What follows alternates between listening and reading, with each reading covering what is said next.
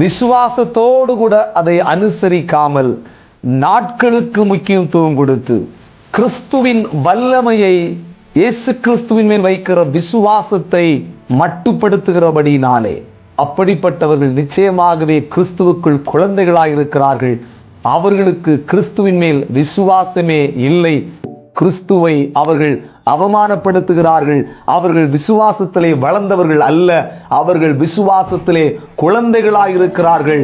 அவர்களிடத்தில் பிறந்திருந்த இயேசு மரித்து போயிருக்கிறார் என்று தான் பவுல் இங்கே சொல்கிறார்.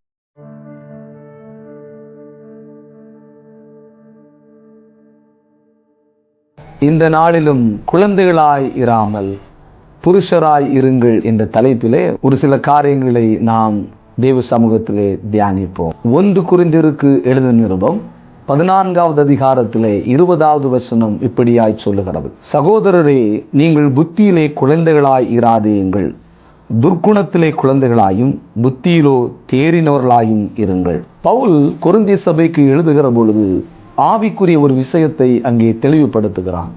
சகோதரரே, நீங்கள் புத்தியிலே குழந்தைகளாய் இராமல் தேறினவர்களாய் இருங்கள், இல்லை என்று சொன்னால் புருஷராய் இருங்கள் என்று சொல்லி அவர்களுக்கு புத்திமதியை சொல்லுகிறதை நாம் பார்க்க முடியும்.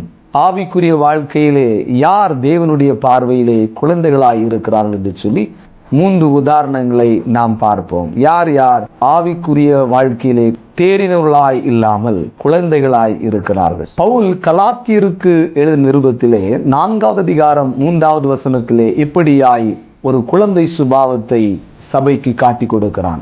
அப்படியே நாமும் சிறு பிள்ளைகளாயிருந்த காலத்தில் இவ்வுலகத்தின் வழிபாடுகளுக்கு அடிமைப்பட்டவர்களாய் இருந்தோம்.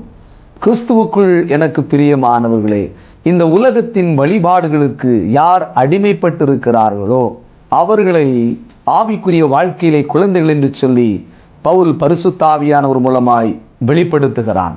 இந்த உலகத்திலிருந்து நாம் விடுவிக்கப்பட்ட பின்பு நாம் கடந்த நாட்களிலே எந்த வழிபாடுகளை நாம் பின்பற்றி கொண்டிருந்தோமோ அதை இயேசு கிறிஸ்துவை அறிந்து சத்தியத்திற்கு நம்மை ஒப்பு கொடுத்து ரட்சிக்கப்பட்ட பின்பு நாம் அவைகளை மறுபடியும் நம்முடைய வாழ்க்கையிலே நாம் பின்பற்றுவோமே. ஆனால் நாம் புத்தியிலே குழந்தைகளாக இருக்கிறோம், நாம் இன்னும் புருஷராய் வளரவில்லை.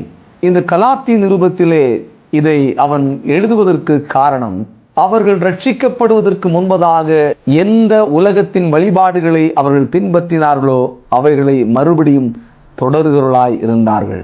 அதை பவுல் பரிசுத்த ஆவியானவரால் கண்டிக்கிறதை 4வது அதிகாரம் 10வது வசனத்தை வாசிக்கிற பொழுது நாம் அறிந்து கொள்ள முடியும். நாட்களையும் மாதங்களையும் காலங்களையும் வருஷங்களையும் பார்க்கிறீர்களே, நான் உங்களுக்காக பிரயாசப்பட்டது வீணாய் போயிற்றோ என்று உங்களை குறித்து பயந்திருக்கிறேன். 9வது வசனத்திலே இப்படியாக சொல்கிறான்: இப்பொழுதோ நீங்கள் தேவனை அறிந்திருக்க அல்லது தேவனால் அறியப்பட்டிருக்க பலனற்றதும் வெறுமையானதுமான அவ்வழிபாடுகளுக்கு நீங்கள் மறுபடியும் திரும்பி மறுபடியும் அவைகளுக்கு அடிமைப்படும்படி விரும்புகிறது எப்படி என்று ஒரு கேள்வியை அவர்களுக்கு முன்பதாக வைக்கிறான். எனக்கு அருமையானவர்களே, கலாத்திய சபையில் உள்ள ஜனங்கள் ரட்சிக்கப்பட்ட பின்பு கூட அவர்கள் நாட்களை நல்ல நாட்கள் கெட்ட நாட்கள் என்று சொல்லி பிரித்து பார்க்கிற ஒரு பழக்கத்திற்கு அடிமைப்பட்டிருந்தார்கள். அவர்கள் ரட்சிக்கப்படுவதற்கு முன்பதாகவே அவர்கள் வழிபாடுகளாக இருந்த நாட்களை கெட்ட நாட்கள், நல்ல நாட்கள், மாதங்களை இது கெட்ட மாதம், இது நல்ல மாதம், இது நல்ல வருஷம் அல்ல, இது கெட்ட வருஷமாக இருக்கிறது என்று சொல்லி அவர்கள் அந்த வழிபாடுகளுக்கு அவர்கள் திரும்பி இருந்தார்கள். இன்றைக்கும் அப்படித்தான் அநேக தேவ பிள்ளைகள், கிறிஸ்தவ பிள்ளைகள் ரட்சிக்கப்பட்ட பின்பும் பல காரியங்களுக்கு நல்ல நாட்கள் கெட்ட நாட்கள், இது நல்ல மாதம், இது கெட்ட மாதம், இது நல்ல வருஷம் கெட்ட வருஷம் என்று சொல்லி நாட்களை பார்க்கிற வழிபாடுகளை இன்றைக்கும் நாம் அநேக இடங்களிலே பார்க்க முடியும். முக்கியமாக திருமண காரியமாக இருக்கலாம், இல்லை என்று சொன்னால் வேறே புதிய வீட்டை பிரதிஷ்டை செய்கிற பொழுதாக இருக்கலாம், இல்லை என்று சொன்னால் தங்கள் பிள்ளைகளை பிரதிஷ்டை செய்கிற நாட்களாக இருக்கலாம். தங்களுக்கு ஆண்டவர் கொடுத்திருக்கிற விசேஷமான ஆசீர்வாதங்களை விசுவாசத்தோடு கூட அதை அனுசரிக்காமல் நாட்களுக்கு முக்கியத்துவம் கொடுத்து கிறிஸ்துவின் வல்லமையை, இயேசு கிறிஸ்துவின் மேல் வைக்கிற விசுவாசத்தை மட்டுப்படுத்துகிறபடினாலே அப்படிப்பட்டவர்கள் நிச்சயமாகவே கிறிஸ்துவுக்குள் குழந்தைகளாய் இருக்கிறார்கள். அவர்களுக்கு கிறிஸ்துவின் மேல் விசுவாசமே இல்லை. உலகத்தில் உள்ள நாட்களின் மேலே, வருஷங்களின் மேலே, மாதங்களின் மேலே அவர்கள் தங்களுடைய விசுவாசத்தை வைக்கிறபடியினாலே கிறிஸ்துவை அவர்கள் அவமானப்படுத்துகிறார்கள். அவர்கள் விசுவாசத்திலே வளர்ந்தவர்கள் அல்ல, அவர்கள் விசுவாசத்திலே குழந்தைகளாயிருக்கிறார்கள். அவர்களிடத்திலே நிச்சயமாகவே கிறிஸ்து வேதனைப்படுவார். அவர்களுக்கு கிறிஸ்துவின் மூலமாய் எந்த ஆசீர்வாதங்களும் உண்டாகவே உண்டாகாது.